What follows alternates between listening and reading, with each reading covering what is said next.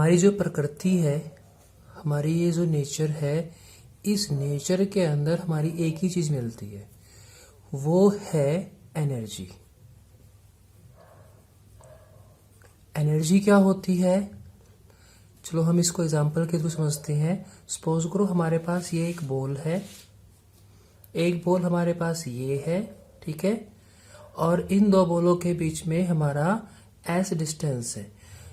इस बॉल को नाम दिया हमने ए, इस बॉल को नाम दिया हमने बी। जब ये ए बॉल बी बॉल पर फोर्स अप्लाई करेगी तब क्या होगा, हमारा वर्क डन होगा। W is equal to force into displacement. इस ए बॉल के अंदर बी बॉल पर जो फोर्स लगाने की या वर्क डन करने की जो कैपेसिटी आई, उस कैपेसिटी को ही हम बोलते हैं energy. Let's write down it. Capacity of work done. Work done की जो कैपेसिटी होती है या कैपेबिलिटी होती है, उसे ही हम बोलते हैं एनर्जी। हमारी जो प्रकृति होती है, प्रकृति के अंदर एनर्जी मिलती है। इस प्रकृति के अंदर हमारी जो एनर्जी मिलती है, इस एनर्जी को हमने दो पार्ट में कैटेगराइज कर लिया। वैसे तो आपने लास्ट क्लासेस में पढ़े होंगे एनर्जी क्या होती है, डिफरेंट डिफरेंट फॉर्म्स की होती है, डिफरेंट टाइप्स की होती है, लेकिन बेसिक तरीके से हमने एनर्जी को दो पार्ट में कैटेगराइज कर लिया कि हमारी इस प्रकृति में जो हमें एनर्जी मिलती है वो दो तरीके से ही मिलती है। एक तो हमें मिलती है रेडिएशन से, रेडिएशन के फॉर्म में हमें एनर्जी मिलती है, और दूसरी एनर्जी हमें मिलती है मैटर से। मैटर आप इन द सेंस बोल सकते हो मटेरियल से। पहले हम पढ़ेंगे रेडिएशन। रेडिएशन क्या होता है? रेडिएशन क्या होता है? रेडिएशन हमारा emission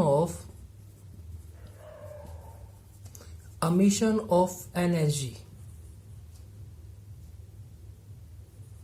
emission of energy in the form of wave. Wave के फॉर्म में जो हमारी एनर्जी अमिट होती है उसे हम बोलते हैं रेडिएशन। जैसे हमारी ये वेव हो गई, ये वेव के फॉर्म में हमारी एनर्जी अमिट हो रही है।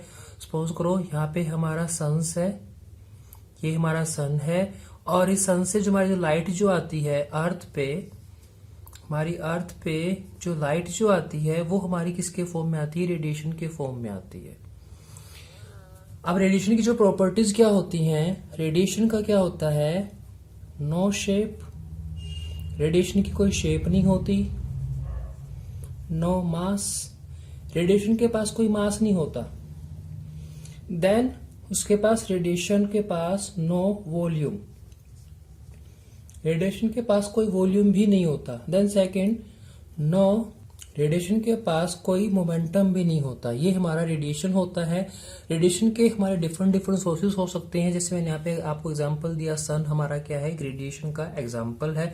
उसके अलावा आप यहाँ पे एग्जांपल ले सकते हैं रेडिएशन के, जैसे आपका सनलाइट जो मैंने आपको पहले बोल दिया, लिख दिया, आपका बता दिया आपको, सनलाइट हो गया। उसके बाद आपकी जो लाइट जो होती है, जो बल्ब होता है, बल्ब से हमारी जो लाइट निकलती है वो भी हमारी क्या निकलती है? रेडिएशन के फॉर्म में निकलती है। जितने भी हमारे जो रिसोर्सेज होते हैं, जो हम आग जलाते हैं तो दैट टाइम में जो हमारी जो एनर्जी निकलती है हीट के फॉर्म में, वो भी उसका जो नेचर होता है, वो नेचर, उसका जो नेचर होता है वो नेचर भी क्या होता है? रेडिएशन होता है।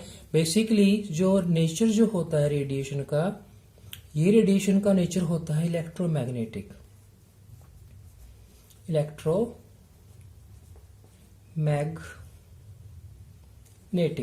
इलेक्ट्रोमैग्नेटिक नेचर क्या होता है, इसको हम आगे फर्दर चैप्टर के अंदर पढ़ेंगे। अभी तो आप समझ लो कि रेडिएशन का जो नेचर होता है वो इलेक्ट्रोमैग्नेट होता है। कैसे होता है, कैसे हम इसको बोलते हैं इलेक्ट्रोमैग्नेटिक होता है, क्या प्रूफ्स होते हैं, इस चीज को हम क्या करेंगे नेक्स्ट जो चैप्टर्स जो आएंगे उस चैप्टर्स के अंदर हमें पढ़ेंगे।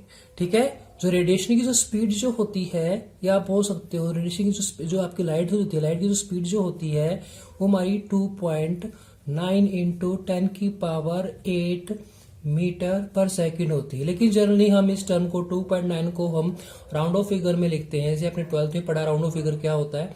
जब इसको इस टर्म को हम राउंड ऑफ फिगर में लिखेंगे तो इसकी वैल्यू क्या आएगी, 3 इंटू 10⁸ मीटर पर सेकंड आ जाएगी। जनरली हम इस टर्म को यूज करते हैं लाइट की स्पीड। लाइट की जो स्पीड है, ये स्पीड लाइट की वैक्यूम के केसेस के अंदर है। जब हमारी लाइट किसी दूसरे मीडियम से पासिस होंगी, वाटर से पासिस होंगी, आपकी जो किसी हनी से पासिस होंगी, तो ये जो लाइट की जो स्पीड है, ये स्पीड थोड़ी माइनर से चेंज हो जाएगी। लेकिन जो लाइट की जो स्पीड चेंज होगी किसी पर्टिकुलर मीडियम से पास होने के बाद, वो स्पीड जो उस स्पीड में जो डिफरेंस आएगा वो बहुत माइनर आएगा, बहुत कम आएगा। इसलिए हम कोई दूसरी स्पीड को ना मान के हम क्या करते हैं, हम लाइट की स्पीड हमेशा मोस्टली इसी को कंसीडर करते हैं। अगर आपको लाइट के बेसिस पे कोई न्यूमेरिकल सॉल्व आउट करना है तो वहां पे हम लाइट की स्पीड 3 × 10⁸ मीटर पर सेकेंड ही कंसीडर करते हैं। देन सेकेंड है हमारे पास मास। मास बेसिकली क्या होता है, हमारा मोलिकुलर वेट होता है। मोलिकुलर वेट होता है, ठीक है। मास क्या होता है, आप अपने सराउंडिंग में देखें, जो भी आपको दिखाई दे रही है, टेबल, बुक्स, अलमीरा, चेयर, बेड, पिक्चर, फैन, या आपका जहां आप बैठे हैं वहां आपका जो बिल्डिंग स्ट्रक्चर है, वो सारा का सारा क्या है, हमारा मटेरियल है। वो सारा का सारा क्या है, हमारा मास है। उसे हम मास बोलते हैं। और मास क्या होता है, हमारा स्पेशली एक मोलिकुलर वेट होता है। जो मोलिकुलर वेट होता है, इस मोलिकुलर वेट को ही हम क्या बोलते हैं, मास बोलते हैं। मास की अंदर क्या क्या प्रॉपर्टीज होती हैं, इट हैज जैसे मैंने पहले बताया आपको, मास के अंदर, या मैं यहां पे लिखूं मैटर के अंदर। मैटर क्या होता है, मास क्या होता है। मास के इसके अंदर, मैटर के अंदर क्या होता है, इट हैज मास, शेप, एक परफेक्ट शेप होती है इसकी, इसका कुछ वॉल्यूम होता है।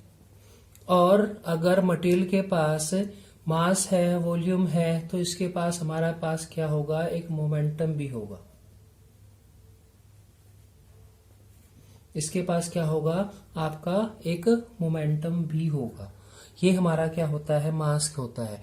अब देखो, मैंने बताया नेचर जो होती है, नेचर के अंदर हमारी जो एनर्जी मिलती है वो दो फॉर्म से मिलती है, रेडिएशन से मिलती है और मैटर से मिलती है। रेडिएशन से हमें एनर्जी कैसे मिलती है, जैसे आपने जो रेडिएशन से हमें कैसे एनर्जी मिलती है, ये हम लास्ट क्लासेस में पढ़ चुके हैं।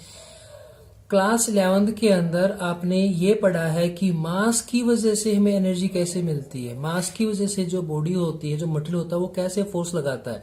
मास की वजह से जो बॉडी फोर्स लगाती है, मैं लिख देता हूं यहाँ पे, फोर्स ड्यू टू मास। मास की वजह से जो बॉडी फोर्स लगाती है, उस फोर्स को हम क्या बोलते हैं, gravitational force. Gravitational force. Gravitational force क्या होता है, जैसे आपकी एक बॉडी है, इसका मास हमारा m1 है, ये हमारी सेकंड बॉडी है, इसका मास हमारा m2 है, और इन दोनों के बीच में ये हमारा r डिस्टेंस है। तो फोर्स की, तो मोलिकुलर वेट की वजह से क्या होगा, दोनों बॉडी क्या करेंगी, एक दूसरे को अपनी तरफ क्या करेंगी, अट्रैक्ट करेंगी। तो अगर अट्रैक्शन हो रहा है तो दोनों बॉडीज में क्या होगा, हमारा डिस्प्लेसमेंट होगा। बॉडीज क्या करेंगी, डिस्प्लेस करेंगी। और जब बॉडी डिस्प्लेस करेगी, इसका मतलब क्या, इन बॉडीज पे क्या लग रहा है, फोर्स लग रहा है। क्योंकि आप जानते हो हमारे नेचर के अंदर जो भी चीजें होती हैं, जो भी मोमेंटम होते हैं, उसके लिए हमें क्या चाहिए, फोर्स चाहिए। फोर्स के बगैर हमारी नेचर के अंदर कुछ भी चीज पॉसिबल नहीं है। तो अगर ये दोनों बॉडीज मास की वजह से एक दूसरे पर अटैक कर रही हैं, तो इसका मतलब किस पे क्या अप्लाई हो रहा है, फोर्स लग रहा है। और ये फोर्स हमारा कितना लगता है, इसको हम कैलकुलेट करते हैं इस फॉर्मूले से, F = G m1 m2 divide में r²। Thank you.